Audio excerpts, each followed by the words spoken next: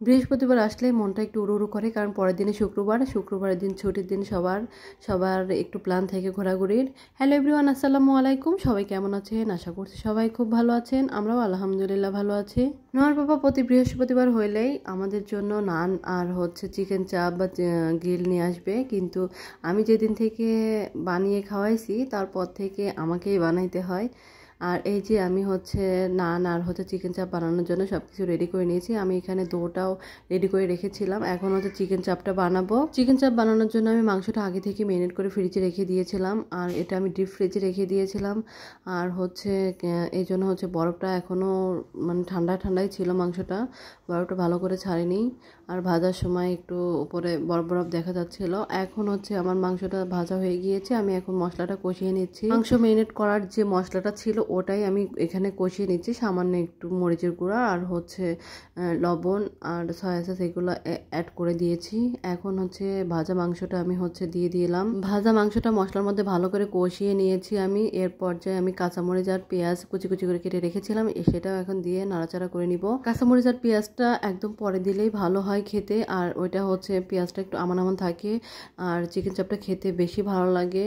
আর যদি আগে থেকে দেওয়া হয় তাহলে পেঁয়াজটা ওইরকম মুখের সাথে বাঁধে না। আর আমার চিকেন চাপটা হয়ে গেছে, এখন নামিয়ে ফেলবো। এরপরে আমি নান বানাবো। আমি নান বানানোর জন্য ডোটা রেডি করে রেখেছিলাম, ওইটা এত সুন্দর এখন ফুলে গিয়েছে। আমি নান সচরাচর অন্যভাবে বানাই, আজকে একটু অন্যভাবে বানাইলাম। আমি নান সাধারণত দোকানে যেরকম ভাজে ওইভাবেই বানানোর চেষ্টা করি, কিন্তু আজকে আবার ওইভাবে ভাজতে ইচ্ছা করতেছিল না। আমি ফ্রাই প্যানেই ভেজে নিচ্ছিলাম রুটির মতো করে, কিন্তু অনেক সুন্দর হয়েছিল। আর এই যে আমার চিকেন চাপ আর নানগুলো আমি এখন পিস পিস করে কেটে নিয়েছি, সেগুলোও একদম সার্ভ করে নিয়েছি। আমি পেঁয়াজটা অন্যভাবে সাজাই, আজকে আবার অন্যভাবে একটু সাজাইতে মন চাইলে এই জন্য এইভাবে সাজিয়েছি। আর এই যে আমি নানগুলো পিস পিস করে কেটে নিয়েছি। এটা ছিল বৃহস্পতিবার দিন রাতের খাবার, আর রাতে এইগুলো হালকা পাতলা আমার খেয়েছি।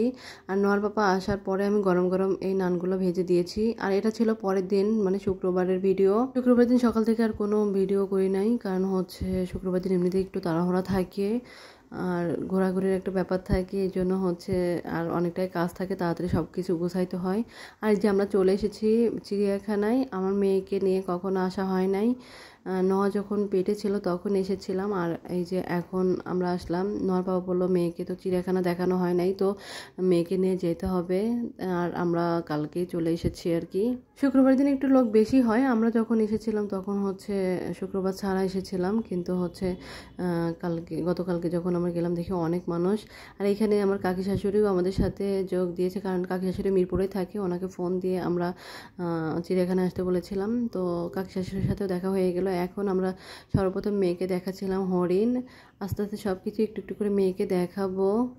এখন তার দাদু আর সে পাপার সাথে হেঁটে হেঁটে বেড়াচ্ছে। দেখো না কেমন ঢং করে করে হেঁটে বেড়াচ্ছে।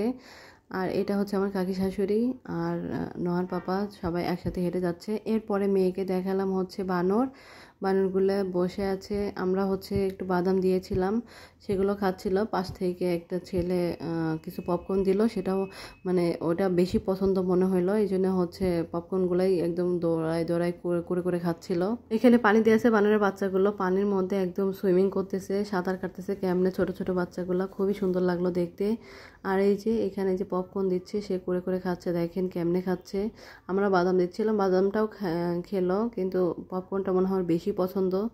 আর এইখানে যে আমরা পাখি দেখতে এসেছি। চিড়িয়াখানায় তো অনেক জায়গা হাঁটতে হাঁটতে একদম পা ব্যথা হয়ে যায়। মেয়েটাও ক্লান্ত হয়ে গিয়েছিল, মেয়েকেও অবশ্য কোলেও নেওয়া হয়েছে, একটু করে হেঁটে হেঁটেও গিয়েছে, হাঁটবেও সে, আবার কোলেও উঠবে। চিড়িয়াখানা ঘোরাঘুরি করার পরে আমরা কিন্তু গিয়েছিলাম আবার সেই মিরপুর 2 লাভ রোডে মালাই চা খেতে, কিন্তু আমাদের কপালটা এতটাই খারাপ ছিল যে আজকে আমরা কোনো মালাই চা পাই নাই, শুধু রসমালাই চা ছিল। এই জন্য আমরা রসমালাই চাটা ট্রাই করে নাই, কারণ ওই দিনের রসমালাই চাটা আমার কাছে তেমনটাও ভালো লাগে নাই। এই জন্য আমরা আর চা না খেয়ে পরে চলে আসলাম। কিন্তু অনেক বৃষ্টি চলে এসেছিলো কালকে, আমরা একদম পুরো ভিজে গিয়েছিলাম। নোয়ামনি তো অনেকটাই ভিজে গিয়েছিল, অনেকটা টেনশনও লাগতেছিল, কারণ মোটরসাইকেলে তো আর এমন জোরে বৃষ্টি আসছে, কোথাও যে দাঁড়াবো সে উপায়ও ছিল না। পরে ভিজতে ভিজতে আমরা বাসায় চলে এসেছি। আর এইখানেই দেখেন বাঘটা কেমনে শুয়ে আছে, একজন ঘুমাচ্ছে একজন তাকিয়ে আছে, আর এটা চুপচাপ বসে আছে। আমরা আরও কিছু পশু দেখেছিলাম। এইখানে দেখেন ভাল্লুকটা একদম, এটা দেখে আমার একটু ভয় লাগতেছিল। এটা একটু রাগি রাগি মনে হইলো যখন ও সামনে দিয়ে আসতেছিল, একদম রাগ দেখাচ্ছিল, মনে হচ্ছিল ওর কতটা রাগ, ও যদি এটা খুলতে পারে ও একদম খেয়ে ফেলবে আমাদেরকে, এরকম মনে হচ্ছে ও যখন এই দিকে হেঁটে হেঁটে যাচ্ছিল আর কি। আমার মেয়ে তো মোটামুটি অনেক পশুর নামই জানে, কিন্তু হচ্ছে তাকে বাস্তবে দেখানোর জন্য নিয়ে গিয়েছিলাম। তো ও একদম সিংহ দেখে বলে লায়ন, সব কিছু চিনতে পেরেছে। আমি ভাবছি হয়তো বা বইতে যেরকম দেখেছে সেরকম দেখে চিনতে পারবে না, না আমার মেয়ে মাশাল্লাহ সেগুলো দেখে একদম পুরো চিনতে পেরেছে। আর এই সিংহটা একটু রাগি রাগি মনে হচ্ছিল। এর আগে যে সিংহটা দেখেছিলাম ওটা একটু ঘুমাচ্ছিল, কিন্তু এটা একটু রাগি রাগি মনে হচ্ছিল। আর এইখানে আরও পাখি দেখতে আসলাম, আরও অনেক কিছু দেখেছি, বাট ওগুলো আর ভিডিও করা হয় নাই, কারণ হচ্ছে বিরক্ত লাগতেছিল হাঁটতে হাঁটতে। আর এইখানে এই যে পাখি, এখানে লেখা ছিল ময়না পাখি, কিন্তু দেখে মনে হচ্ছে টিয়া পাখি। পাখিগুলো খুব সুন্দর করে ডাকতেছিল, কিন্তু ভয়েসটা নিয়ে নেই কারণ অনেকেই সাইড দিয়ে কথা বলতেছে এই জন্য। আর এইখানে দেখেন মহিষগুলো চুপ করে বসে আছে, আর এই ঘাসগুলো দেখতেও মানে সুন্দর লাগতেছিল আর কি, সবুজ ঘাসের মধ্যে। আর এইখানে আমরা ময়ূর দেখতে এসেছি, ময়ূরগুলো এতটাই সুন্দর লাগতেছিল, মানে তারা উপরে একদম নিচ থেকে অনেক সুন্দর লাগতেছিল আর খুব সুন্দর করে ডাকতেছিল। আমি যেখানে যাই না কেন আমার মেয়েকে চোখের আড়াল করি না, কারণ হচ্ছে অনেক জায়গায় দেখা যায় যে বাচ্চারা হারিয়ে যায়। আর একটা বাচ্চাও এখানে হারিয়ে গিয়েছিল, পরে মাইকে অ্যানাউন্সমেন্ট করে দিল যে হচ্ছে একটা ছেলে বাচ্চা হারিয়ে গিয়েছিল। আর এইখানে দেখেন কৃষ্ণচূড়া ফুলটা এত সুন্দর লাগতেছিল।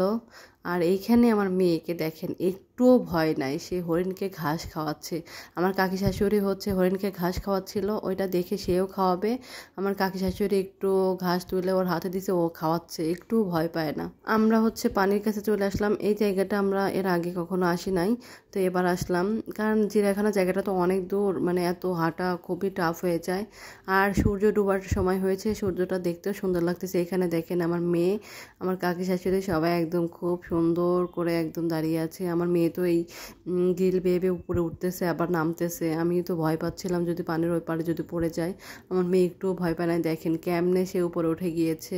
আর প্রচণ্ড গরম ছিল, মনেই হচ্ছিল যে বৃষ্টি হবে, তো সত্যি সত্যি অনেকটাই বৃষ্টি হলো। আজকের ভিডিওটি এই পর্যন্তই। আর আমাদের ভিডিওটি কেমন লেগেছে প্লিজ কমেন্ট করে জানাবেন। আর আমাদের চ্যানেলটিকে সাবস্ক্রাইব করে আমাদের পাশেই থাকবেন, লাইক কমেন্ট এন্ড শেয়ার করবেন। আল্লাহ হাফেজ।